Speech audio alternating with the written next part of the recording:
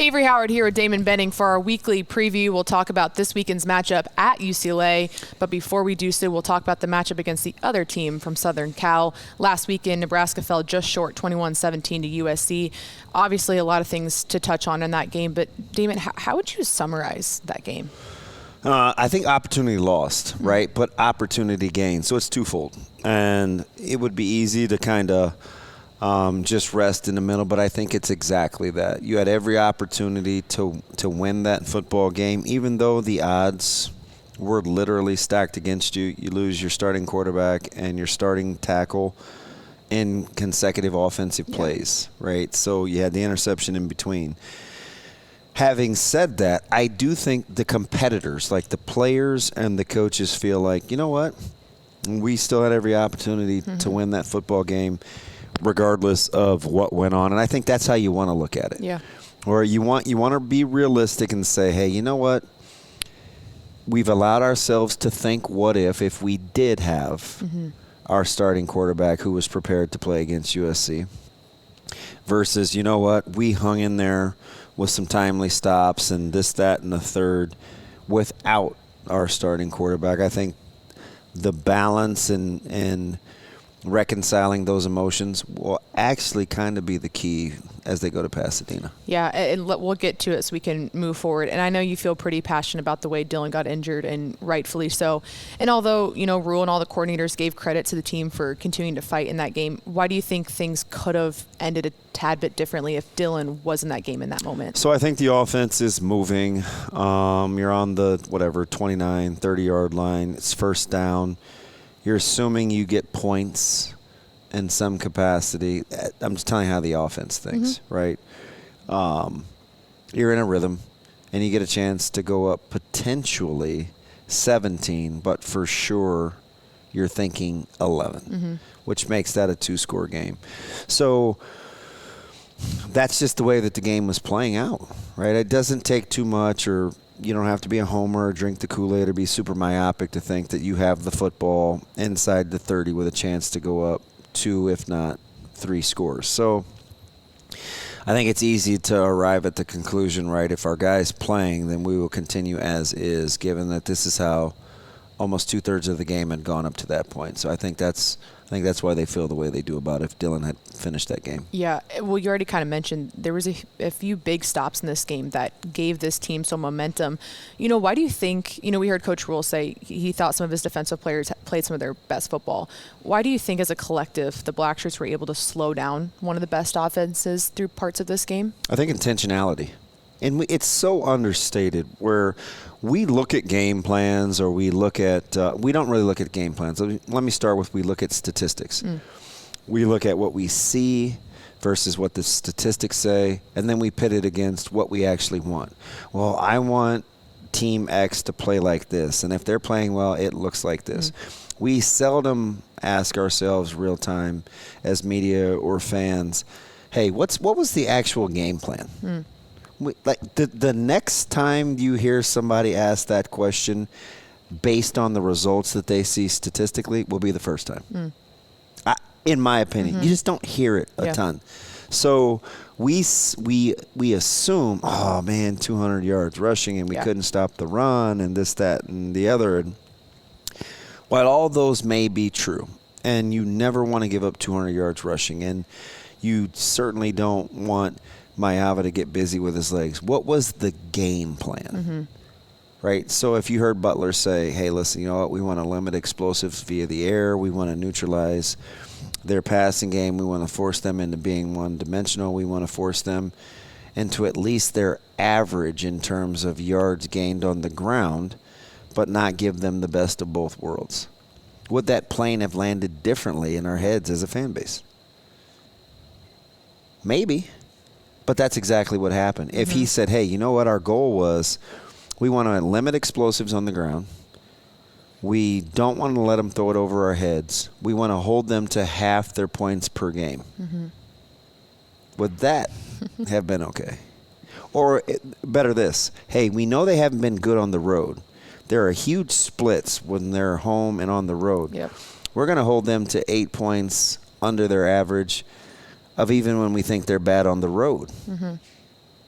Would that have been cool? I only ask those things not to be kind of snarky or whatever, but I think perspective matters. So balancing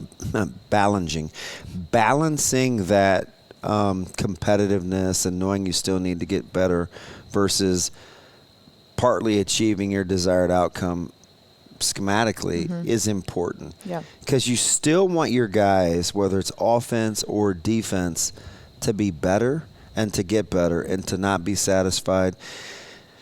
But there's this real fine line when you want to keep people motivated, whether you're at, Hurrdat Media or Nebraska or Gallup, where you want to keep people motivated and let them know that they're on the right course versus satisfied. There's this times where you have to stop and allow yourself to smell the roses, especially when you're so young emotionally in terms of growing the program. So you need to know, like if 80% of my guys are redshirt freshmen and sophomores, we need to get our flowers on the fly because it gets hectic in a hurry. Yeah. And you still need to be able to grow those same flowers. Stop and smell them. They're still in bloom.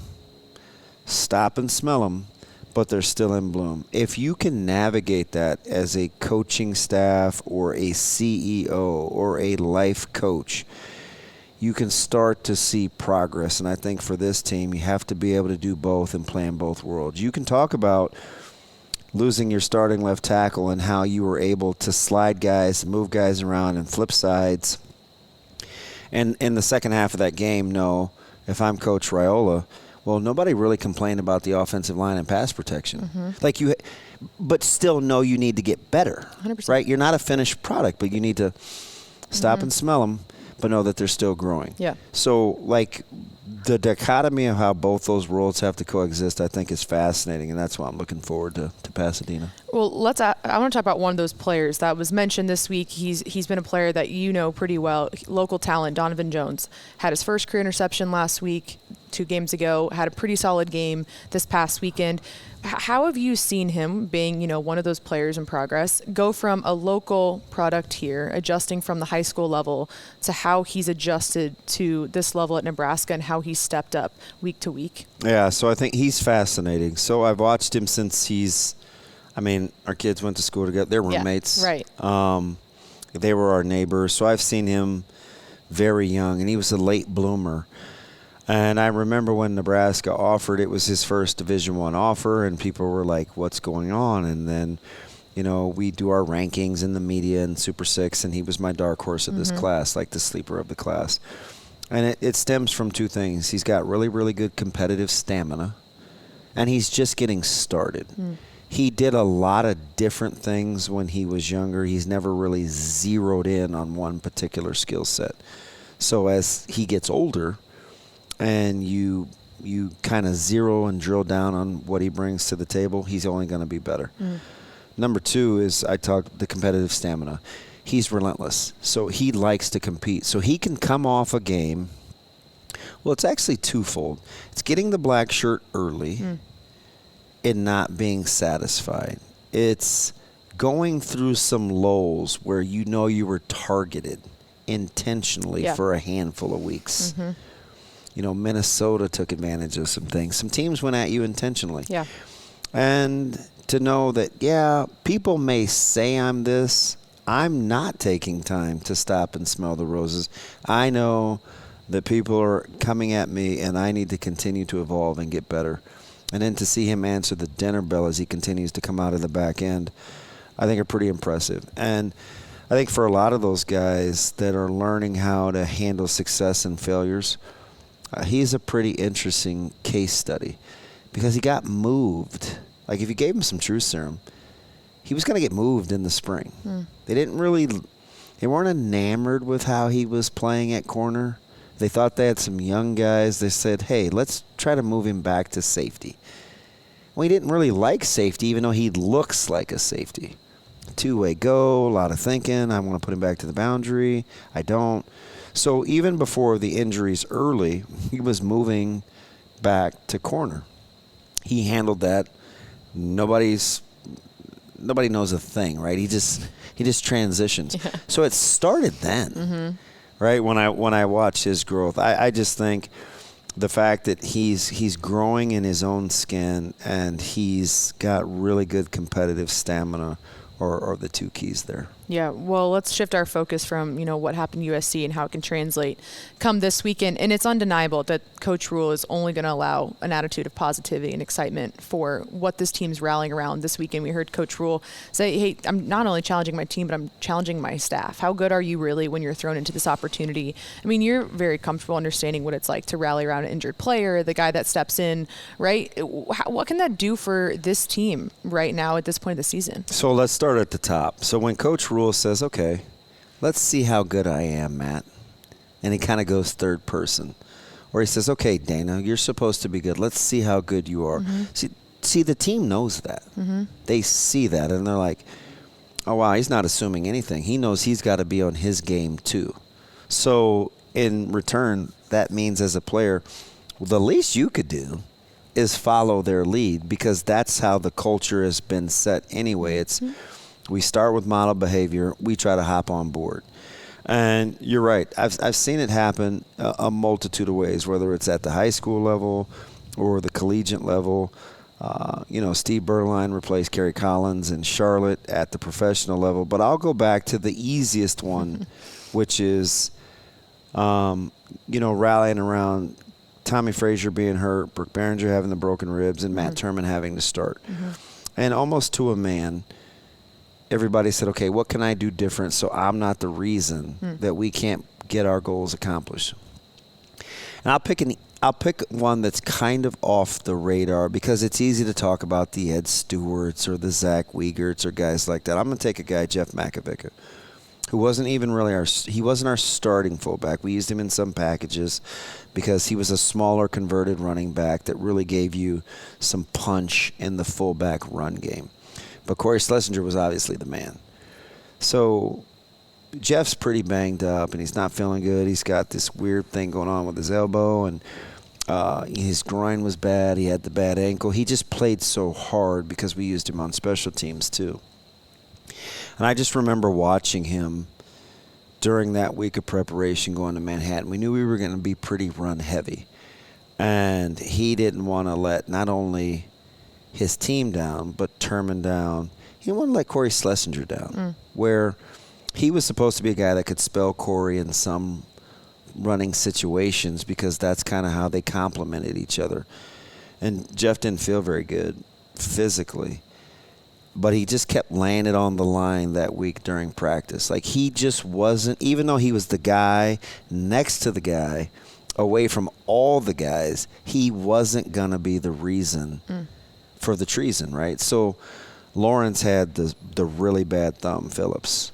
It looked like, the analogy I always gave it looked like the drumstick on a huge chicken where it was just like this fat, swollen thing, and he got it taped. And so the running backs thought, all right, I know this game plan is supposed to be centered around LP, but if called upon, we weren't going to be the reason that we couldn't pull this off. Yeah. I think as we fast forward to 2025 and they get ready to go to Los Angeles, there's some cool storylines where TJ gets to go home. He's very well received by his team. He's the total team player. He's so popular. Everybody started these little murmurs, NIL, and they're going to have to keep TJ, and he's been good enough, and we don't want him to go. And TJ's like, he'll love on the guys, and he's got this humility, and so they gravitate towards that, even though on the outside the talk is, well, will TJ stick around for next year? And meanwhile, TJ's saying, hey, guys, you're my guys. Even though Dylan is kind of doing his thing, guys pick up on that. And so when they have opportunities to return the favor with his loyalty and his camaraderie and him loving on other guys, they're going to be chomping at the bit, I think, when they go back home. So there's that. Then there's there's this saying, not my guy, where if I'm an offensive tackle, it's not my guy that makes the play. If I'm a guard, it's not my guy that makes the play. If I'm a corner, it's not my guy that makes the play. If I'm an inside linebacker, it's not my guy. Now these guys get to go back and play this game on the road against a team coming off a bye that's saying, not my unit. Not my unit. It's not going to be the defense. It's not going to be the D-line. It's not going to be the O-line. It's not going to be the kick coverage. Not my unit that's going to be the reason why we can't find a way to put another one in the W. So I think there's a lot of underlying things, but it starts with Coach Rule saying, all right, Matt. What you got? All right, Dana. Right? Like it starts there. Yeah. And then it trickles down to what I just talked about. My favorite line from what Coach Rule said in that whole thing was, we're not going into this game with, okay, backup quarterback. He said, we have TJ Lateef. Yeah. And if you're TJ hearing that from your head coach, from me, a player perspective, I'm going into a game when I got every single person on my side. I'm not playing against anyone else. Oh, I don't want to talk about TJ specifically. We saw him a little bit early in the season. I don't know how much we can translate that to what this next weekend will be, but I think it was really interesting to hear some of the coaches say it actually ended up being super critical that TJ got thrown into this game when he did, not knowing he would be QB1 the rest of the way, because he was beating himself up so hard after the end of that game that I know I don't want to feel this way and how I'm the guy. What does he bring to this team from a skill set, from an ability standpoint, and like you just said, kind of from a mentality standpoint of ready to step into that position? It's hard to get my emotions in control, especially when you kind of word it like that, where when you talk about when he says, I don't want to feel like that again. I immediately think Ed Stewart, 1993, getting beat by Florida State. Guys were whimpering and whining in the locker room. Ed having kind of a meltdown over how we were acting. Stop crying. If you don't want to feel like this again, then we need to train in such a way where time doesn't matter. And he goes into this diatribe about how we need to train. And I translate that to 2025 when I listen to TJ say, hey, if I just would have, the getting tangled up, or the dropping the snap when I check to the screen, or whatever it is that he's processing through. See, the guys feel authenticity. Yeah. They know when you're being real. And for TJ to kind of have those emotions, it's just like the least we could do 100%. Is hop on board. Right? And I love the fact, and I think it's kind of the secret superpower this week. They will not make excuses for who's traveling and who's not. What they will do is play well because they're all together. And they aren't looking at it like, hey, this is QB2. They are going to accentuate and celebrate this is TJ Lateef. And to give it a name and a numeric value with 14 or this number, it's just the reality of competing with teammates. And those guys want to compete with their teammates. And so, whether it's good enough or not, we'll see it, come 9 o'clock on Saturday night post-game. But going in, the level of preparation will only be amplified. Yeah. Let's look at some of the UCLA stuff. You guys spoke to their radio voice yesterday, and he seemed pretty adamant that their defense is going to fill the box, stop the run. How confident do you feel that Dana is going to continue to hand the rock to Emmett as many times as possible and force UCLA to say, all right, let's see how long you can stand that? So if we operate under the assumption that Stevens was right and they do play with 7, perhaps 8 on the box, the game within the game will be what Coach Rule said, a handful of weeks ago.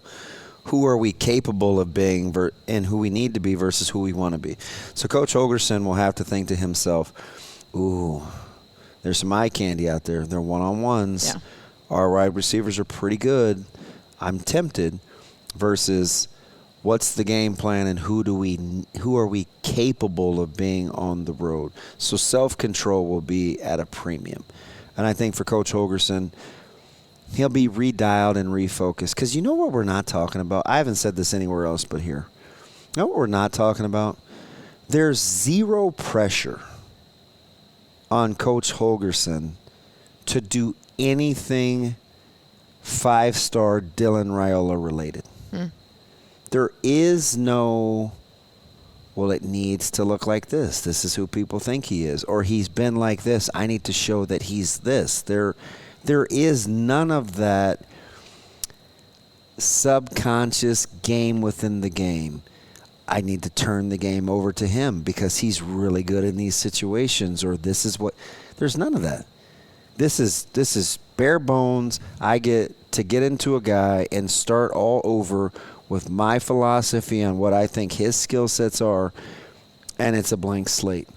I actually think there's a bit of freeness for Coach Holgorsen, not having to worry about, well, what's Dylan think or what's the fan base going to think about how I'm utilizing Dylan, or the compare and contrast that we hear, like, oh, this is how you're used. Well, how can you have a 5-star be a game manager? And there's none of that talk. And let's not act like that's not what we say, because that is what we say when we compare how Coach Holgorsen uses Dylan.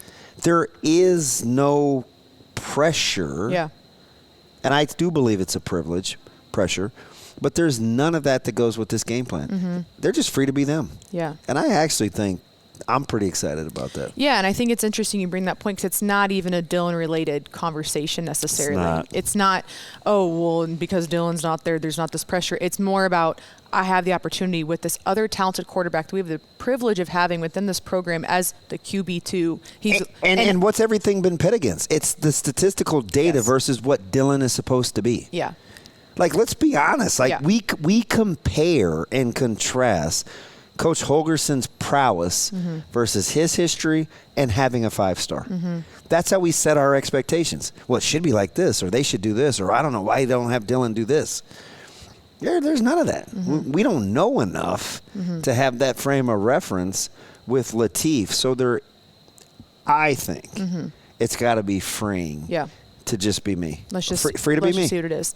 Okay, so let's just say hypothetically they do fill a box and it's not going potentially where Nebraska wants it to running game-wise. Do you think with TJ's arm talent, and if there are those one-on-one matchups, is this that game where it's like, hey, we're going to get the ball to Dane Key more. Hey, we're going to get the ball to Ja'Cory Barney more, and I'm challenging you guys that it's go win your one-on-ones and let's see what this looks like. Yeah, I do, and I think I go back to not my guy, right? If I'm Luke Lindemeyer, not my guy. If I'm Dane Key, not my guy. If I'm Isaiah Hunter, not my guy. If I'm Ja'Cory Barney, not my guy. What role can I play in order to help our team do what we need to do? And I think for Lateef, he's got really good arm talent. He's got really good command of the offense. We saw him check to that little smoke screen with Barney. And some people, Coach Rhule's gaslighting us when he said, no, he's really not. What he's telling you is this guy is good enough to get in and out of plays to be successful. Don't worry about that. We get a chance to go back and coach him up to get him ready for this moment and the next opportunity. Because as a staff and a player, that's all you can go get is the next opportunity. You're not afforded the luxury of going back and getting 2 wasted timeouts or, a bobbled snap or losing the ball out of bounds. You can't live in that neighborhood, in that headspace. You've got to move on to the next thing. And I think going into UCLA with his skill sets, he gets a chance. And by he, I mean TJ.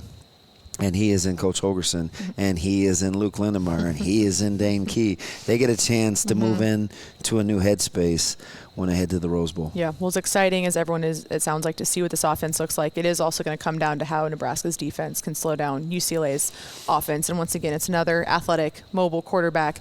How much can Nebraska translate what they did against USC to UCLA and how they adjusted on the fly at times? Well, I think a lot, because this is different. This is different than Sorsby. It's different than Underwood. It's different than Maava, because those guys sprinkled in QB run game.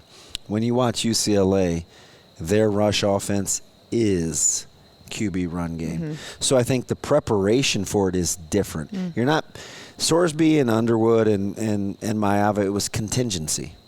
If they do this and the quarterback is involved in the run game, we'll do this. This week it's their quarterback's involved in the run game, so we will do this. It's very different from a teaching standpoint.